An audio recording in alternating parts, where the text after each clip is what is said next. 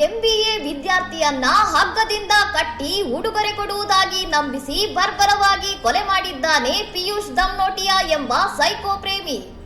ಆಕೆ ಲೈಂಗಿಕ ಕ್ರಿಯೆಗೆ ನಿರಾಕರಿಸಿದಳು ಅನ್ನೋ ಕಾರಣಕ್ಕೆ ಎದೆಯ ಮೇಲೆ ಹತ್ತಿ ಕುಳಿತು ಚಾಕು ಮುರಿಯುವವರೆಗೂ ಇರಿದು ವಿಕೃತಿ ಮೆರೆದಿದ್ದಾನೆ. ಕ್ರೌರ್ಯ ಇಲ್ಲಿಗೆ ಮುಗಿಯಲ್ಲ.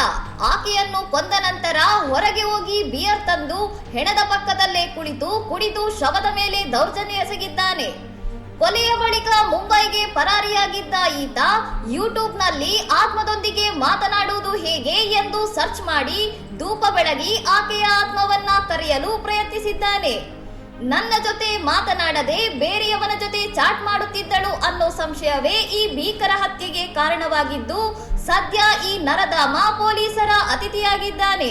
ಇನ್ನಷ್ಟು ಸುದ್ದಿಗಳಿಗಾಗಿ ನೋಡ್ತಾ ಇರಿ ಸೌರಂ ಟಿವಿ.